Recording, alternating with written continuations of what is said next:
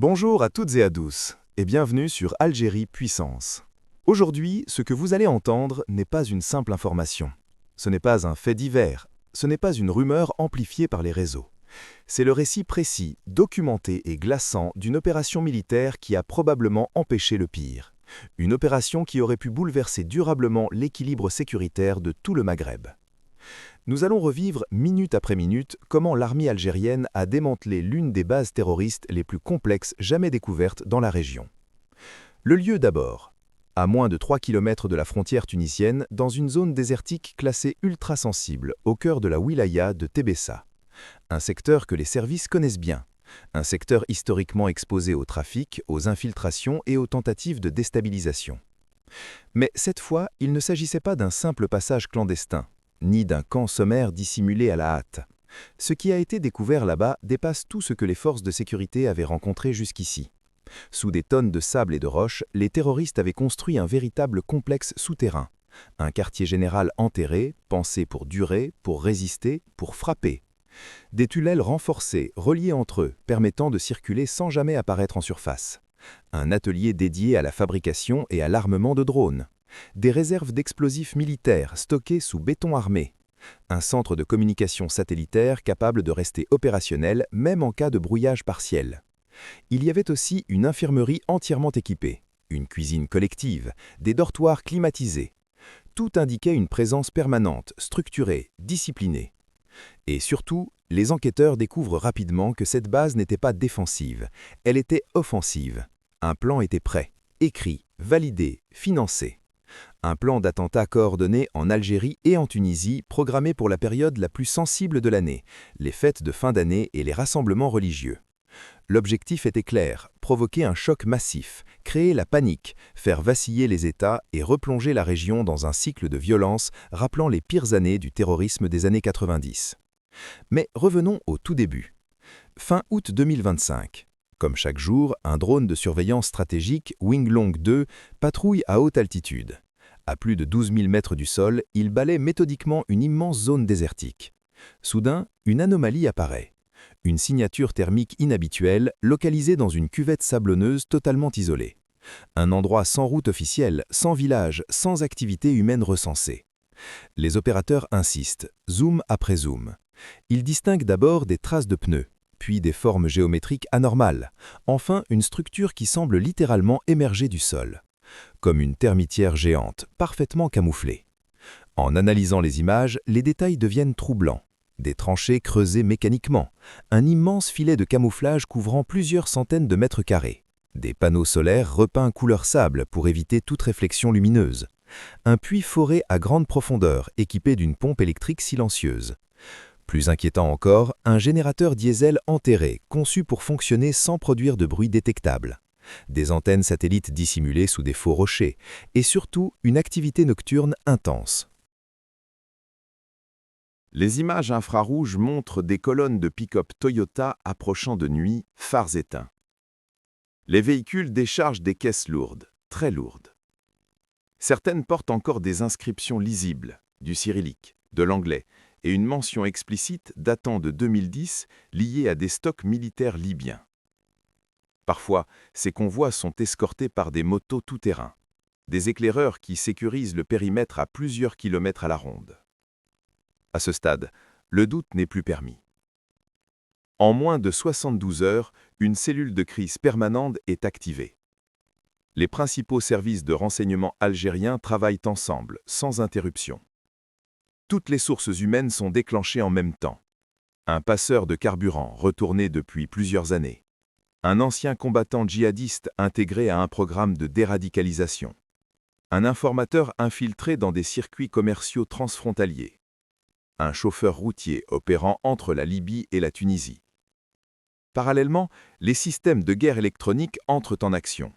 Des communications sont interceptées, des voix, des codes, des mots qui glacent le sang. On y parle d'un émir attendu depuis Tripoli, de financements venus du Golfe, de ceintures explosives en transit par Dubaï, et d'une opération baptisée Al-Fath al-Moubin. Les images satellites de très haute résolution confirment alors l'ampleur exacte de la menace. Les analystes recensent près de 40 combattants permanents, 4 tunnels interconnectés sur plus de 100 mètres, un dépôt de munitions enterré à 6 mètres de profondeur, protégé par du béton armé. Un atelier de drones FPV, avec imprimante 3D encore en fonctionnement. Un centre de communication relié à des serveurs étrangers, avec une liaison de secours parfaitement camouflée. La reconnaissance faciale identifie des profils extrêmement dangereux. Anciens officiers libyens reconvertis dans le djihadisme, cadres de groupes terroristes recherchés à l'international, experts en explosifs formés sur les théâtres de guerre syriens et irakiens, combattants venus du Sahel, du Moyen-Orient et même d'Europe. Leur plan est détaillé, structuré, chronométré. Attentats suicides synchronisés, attaques d'infrastructures stratégiques, ciblage de lieux symboliques et de rassemblements civils, prise d'otages, actions transfrontalières coordonnées. Le financement est à la hauteur de l'ambition. Plusieurs millions de dollars transitent par des circuits complexes mêlant sociétés écrans, associations dites humanitaires et comptes offshore. À ce moment précis, l'état-major algérien comprend une chose essentielle. Si ces ceintures explosives quittent la base, il n'y aura plus de seconde chance. Le feu vert est donné. À partir de cet instant, chaque minute compte, chaque retard pourrait coûter des dizaines, voire des centaines de vies. L'opération est baptisée Aigle de fer 2025, un nom lourd de sens, choisi pour symboliser la domination aérienne, la précision chirurgicale et la frappe décisive. La planification est d'une rigueur absolue. Plus d'1 millier d'hommes sont mobilisés dans le plus grand secret. Forces spéciales de l'ANP, unités mécanisées, gendarmerie d'intervention, appui aérien, guerre électronique, tout est synchronisé. Aucun téléphone personnel, aucune communication non sécurisée, même certains commandants de terrain ne reçoivent les détails complets qu'au dernier moment. L'objectif est clair. Anéantir la base, neutraliser les cadres, capturer un maximum de terroristes vivants et surtout empêcher toute explosion ou fuite transfrontalière. La nuit choisie n'est pas un hasard.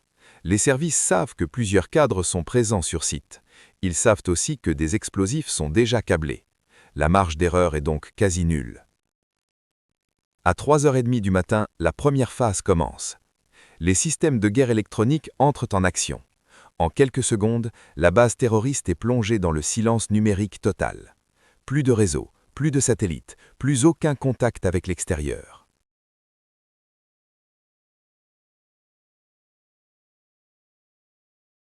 Les terroristes ne le savent pas encore, mais ils sont déjà coupés du monde. À 3h48, le ciel s'ouvre. Des frappes aériennes de haute précision frappent les points clés identifiés. Entrée de tunnels secondaires, postes de garde, zone logistique extérieure. Aucune frappe aveugle. Chaque missile, chaque munition est guidée avec une précision métrique. L'objectif n'est pas de tout raser immédiatement, mais de désorganiser, de paralyser, de désorienter. 2 minutes plus tard, à 3h50, l'assaut terrestre est lancé. Des hélicoptères surgissent dans l'obscurité. Les commandos descendent en rappel, silencieux, méthodiques. Ils prennent position autour du site pendant que les unités mécanisées verrouillent un rayon de plusieurs dizaines de kilomètres. Aucun véhicule ne sort. Aucun renfort ne peut entrer. La base est encerclée. À l'intérieur, c'est la panique. Certains terroristes tentent de rejoindre les tunnels. D'autres cherchent à activer leurs ceintures explosives, mais la coordination a disparu. Les forces spéciales progressent tunnel par tunnel. Lentement, précisément. Chaque recoin est sécurisé. Chaque porte est piégée, neutralisée, ouverte sous contrôle. Des échanges de tirs éclatent, courts, violents. Plusieurs terroristes sont neutralisés sur place. D'autres, blessés ou pris de court, se rendent. 2 d'entre eux tentent de se faire exploser. Leurs charges sont déclenchées à distance sécurisée, sans provoquer de dégâts collatéraux. À l'aube, tout est terminé. Le silence retombe sur le désert. À 8h27 exactement, le drapeau algérien flotte au-dessus des ruines fumantes de la base. Le bilan est lourd, mais décisif. 28 terroristes neutralisés, dont les principaux cadres opérationnels. 13 capturés vivants, dont plusieurs figures clés du réseau. Un seul soldat algérien blessé, légèrement. Aucune victime civile. Aucune explosion hors contrôle. Mais ce qui est découvert sur place dépasse encore les prévisions. Les forces de sécurité mettent la main sur un arsenal colossal. Des dizaines de fusils d'assaut modernes, des armes de précision, des lance-roquettes, près de 700 kg d'explosifs de qualité militaire, 48 ceintures explosives déjà prêtes à l'emploi, des drones FPV armés configurés pour des attaques ciblées, des véhicules transformés en bombes roulantes, des millions en liquide, en différentes devises, de l'or, des dizaines de passeports de multiples nationalités, mais surtout, des ordinateurs chiffrés, des clés USB, des disques durs protégés. À l'intérieur, une mine d'or pour les enquêteurs. Plan détaillé d'attentats, liste de cibles, photos de reconnaissance, organigramme complet de réseaux terroristes, numéros de comptes offshore, contacts internationaux, vidéos de propagande déjà montées, prêtes à être diffusées après les attaques. Les interrogatoires commencent immédiatement. Et très vite, certains capturés craquent. Ils parlent. Beaucoup. Ils confirment l'existence de complicités à l'étranger, de financements détournés via des ONG écrans, de contacts administratifs infiltrés, de liaisons établies à Istanbul, en Libye et ailleurs. Les conséquences sont immédiates et massives. Des milliers de soldats supplémentaires sont déployés le long des frontières. Certains points de passage sont totalement fermés pendant plusieurs jours. Des réunions d'urgence ont lieu entre Alger et Tunis. Des centaines de noms sont échangés. Des dizaines d'arrestations suivent. Des comptes bancaires sont gelés dans plusieurs pays. Des patrouilles mixtes quadrillent désormais la région jour et nuit. Et pendant ce temps, sur le terrain, une scène rare se produit. Dans les villages frontaliers, les habitants sortent dans la rue. Ils klaxonnent, ils applaudissent, ils brandissent des drapeaux algériens et tunisiens côte à côte.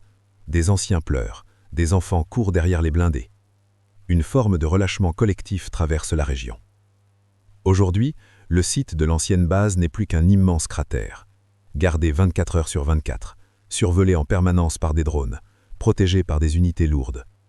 Mais au-delà du terrain, cette opération marque un tournant historique. Elle prouve une chose essentielle. L'Algérie contrôle désormais totalement ses 6500 km de frontières.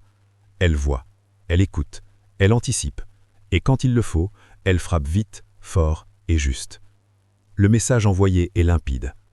À tous ceux qui rêvent encore de transformer le Maghreb en terrain de chaos, à tous ceux qui fantasmaient sur des guerres par procuration, à tous ceux qui croient pouvoir tester la patience de l'État algérien, la réponse est désormais connue. Ils se heurteront à une armée aguerrie, une armée forgée dans la douleur de la décennie noire, une armée modernisée, disciplinée, déterminée, une armée qui n'hésite plus quand la sécurité nationale et régionale est menacée. Cette opération n'est pas un coup d'éclat, ce n'est pas un message symbolique, c'est une ligne rouge. Le désert a tremblé. Les chenilles ont labouré le sable. L'air porte encore l'odeur de la poudre. Et ce soir, tout le Maghreb respire un peu plus librement. Non pas parce que la menace a disparu, mais parce qu'il existe désormais une certitude. Personne ne franchira cette ligne impunément. Merci d'avoir suivi cette analyse complète jusqu'au bout. Restez connectés, car les suites de cette affaire, entre révélations, arrestations et possibles nouvelles opérations, risquent de faire encore beaucoup de bruit. À très bientôt sur Algérie Puissance.